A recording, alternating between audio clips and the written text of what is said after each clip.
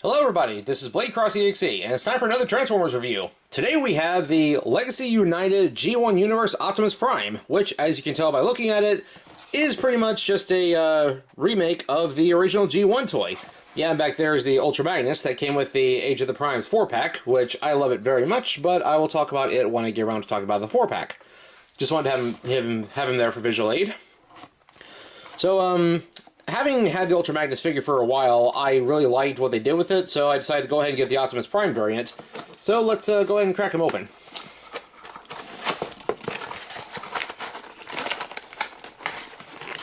There we go. Let me take a look at the box real quick. Of course, it's just got Optimus's truck cab on the front. You can see on the back that's where he's got his Energon axe and blaster mounted. Some really, really nice art on the side right there. I particularly like this one. Like, I wish I could get like just a picture of this and just have as like a background on my computer or something. And of course that just shows off what the toy is, and that shows off some other art from various different figures of the time. Instructions off to the side, don't really need those considering, well, I have the Ultra Magnus version, and it is more or less a remake of the G1 version, so its engineering is similar enough that you can just pick it up and play with it. It comes with 3 accessories, that being the Energon axe, which I don't think the original toy even actually came with. Maybe it was a Diaclone thing, maybe it wasn't, maybe it did originate in Transformers, and of course it only appeared in the pilot episode, but is still fantastic and iconic. It comes with 2 different blasters as opposed to the original G1 figure only coming with 1, and each one is of a slightly different design. That's because throughout all of its various re-releases, there was at least one iteration of Optimus Prime from the early days that did come with 2 different blasters that looked like this. The biggest difference is that on the original Optimus Prime toy, this right here, the little knuckle guard, was actually the handle that plugged into the robot's hand, and where the handle would be was just a little stylized bit that wouldn't fit into the robot hand, so he would have to hold it like this. He would have to hold it by that piece in order to use it. I didn't have the Optimus Prime growing up, but my brother did, so I did play with it for a little bit. And I do remember this version of the blaster that has the knuckle guard actually should have like bigger fins here at the front, like I guess iron sights you could call them, kind of like this one right here. But the barrel was a bit more slender. So let's go ahead and get Optimus out of package here.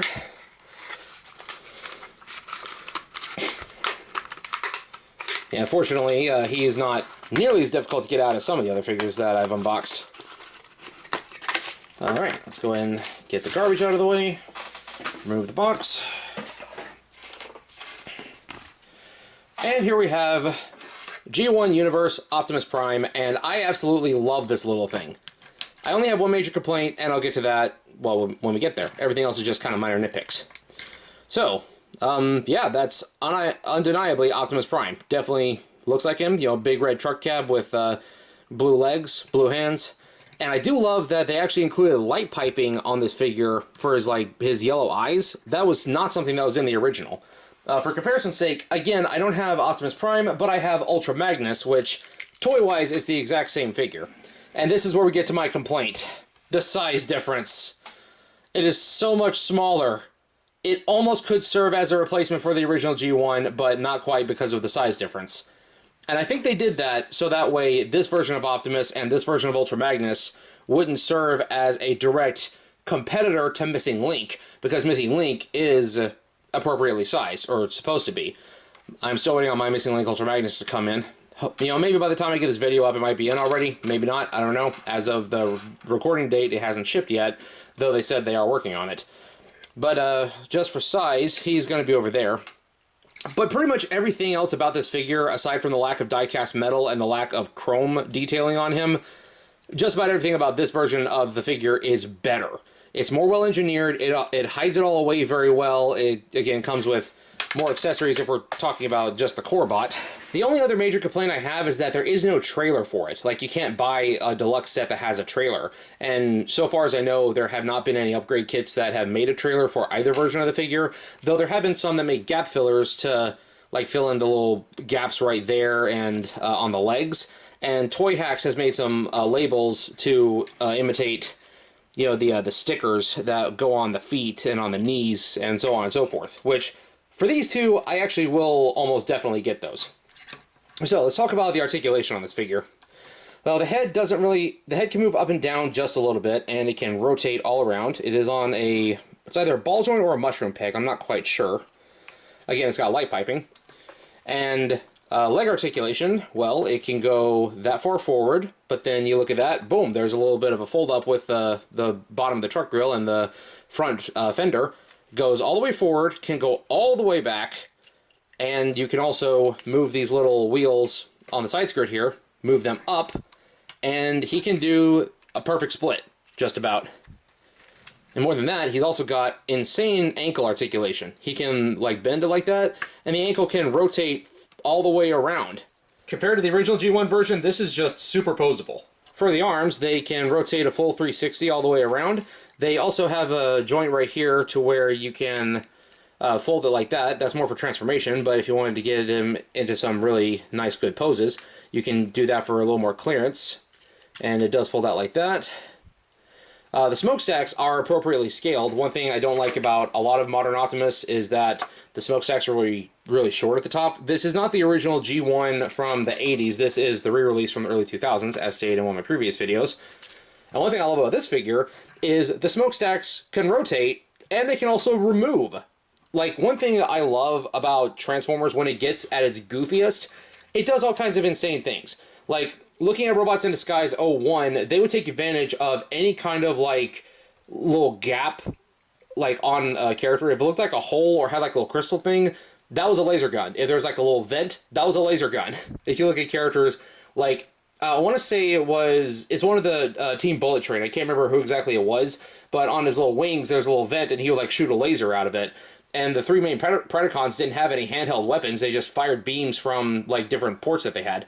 So if you want to, you could take this off and say, oh, look at that. Optimus has a little tiny laser pistol in his hand. Kind of makes him look like Queen Amidala with that. Yeah, it looks like a little Star Wars blaster. Although, what I prefer to do, I prefer to keep the smokestacks plugged in, but rotate them down and let him use them like flamethrowers like in Transformers 1. That's one thing I thought Optimus should always be able to do, is use his smokestacks as flamethrowers, and I just love that Transformers 1 did that. Or if you like, you can fold them down even further, and they can be rocket boosters, and he can fly with them. That's part of the fun of Transformers being toys. If something doesn't have a set function, like for robot mode, you could give it whatever you want, and with it rotating like this, that actually does allow it to be as such. And on the original G1 toy, the smokestacks don't rotate, and, you know, the head doesn't even rotate side to side. It just moves up, it just flips up on that little flap right there. This is an insanely fun toy, and again, the only two real complaints I have is that there's no trailer option, just because it is a tractor-trailer truck, and it's just so small. But it is perfectly fun. This is a very fun toy. And it also does come with a little tiny Matrix of Leadership here, but it's in solid blue, which I don't really mind that. The colors on this thing, while the lack of detail does make it kind of look more anime accurate with not having all of the, you know, the panels being colored and all that, and the eyes are yellow, which is what was accurate to the original toy version, so I don't mind the Matrix itself just being blue rather than actually being colored like the Matrix is in the show. So, he doesn't really have much, like, he does have a little bit of waist articulation, but it is underneath the flap in the front, which kind of gets in the way. So he can rotate his lower half all around, but it looks a little bit awkward just because of how disproportionate the top is to the bottom. He's got a good bit of knee bend, and his thighs do swivel on that little peg that you can see right there. I would love to see some customs of this guy. Like, I'm considering getting another one of these, and if I can break it down to all of its core components, I might do a Nemesis Prime repaint, or I would just love to see them release, like, this figure, but in different colors. You know, the Energon Axe is, well, it's big enough to go over this guy's hand, but it is kind of small compared to a lot of other figures. But again, this is basically, is this even a deluxe class, or is this a core class at this point? You know, class scaling's all over the place at this point, so I really couldn't tell you anymore. But for whatever size it's meant to be, it's a very small, very deskable Optimus, and yeah, it's so cute. Yeah, of course, it's got the Energon Axe, and if you want to, you can make him dual-wield blasters. Let's give him the big gun in the right hand. Let's give him the smaller one in the left. Oh yeah, one thing I noticed is the hands are actually red plastic that has been painted blue. There's no hand articulation, though there is a little bit of rotation at the bicep.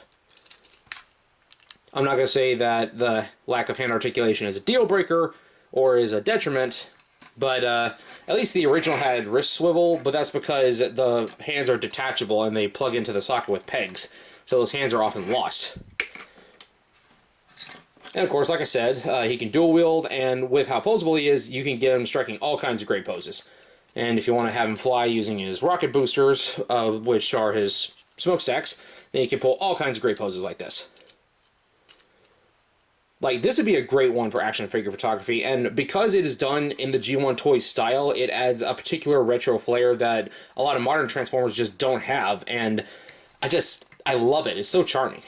And here we have him in robot mode, standing alongside his Autobot compatriots. Again, Earthrise Prime, Studio Series 86 Bumblebee, Earthrise Sunstreaker, Buzzworthy Bumblebee Silverstreak, Buzzworthy Bumblebee, along with the Witwicky.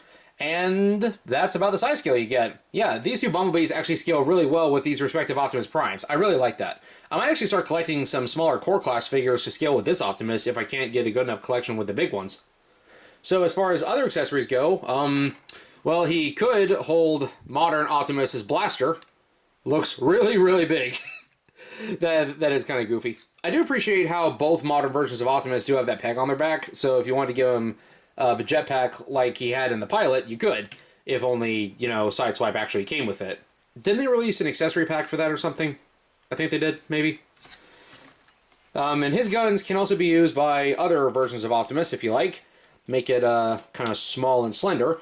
Actually, it kind of reminds me of, like, that box art where, like, from the original Optimus toys, where he's got the really thin pistol kind of thing.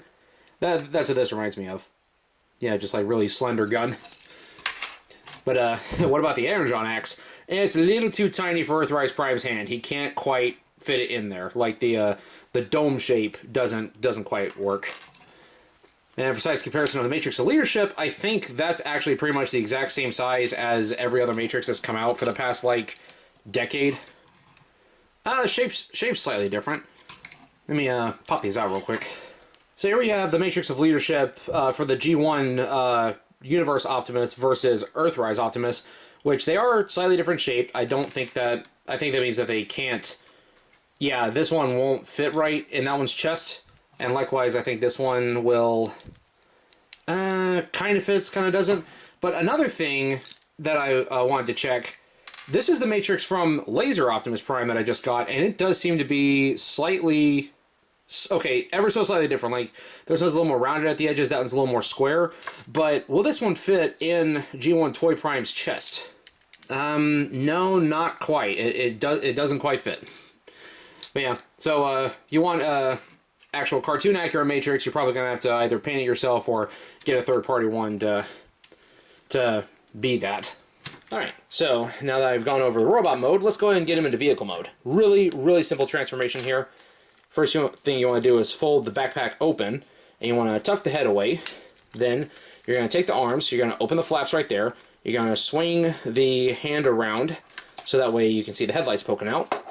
Same on the other side, but on the opposite direction, because if you try to go the same way, there is a little bit of a gap right there that will catch it.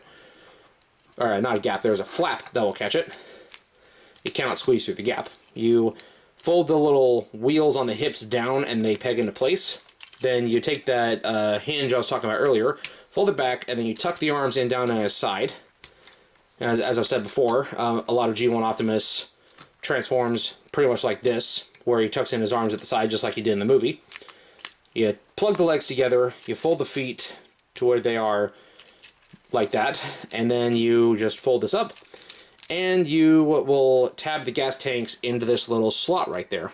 That's something that was not on the original toy, but it does result in a very tight-fitting truck. And there we go. Simple as that. And that is a very small truck.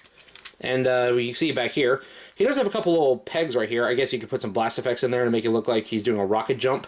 And there's ports to stash all of his weapons. The axe goes in this one back here, where the trailer hitch should be. And then, of course, the blasters can also plug in right here. And then he does have another port in his back where you could mount the blaster if you only wanted him carrying one, or the Energon axe, and mount the other on his back.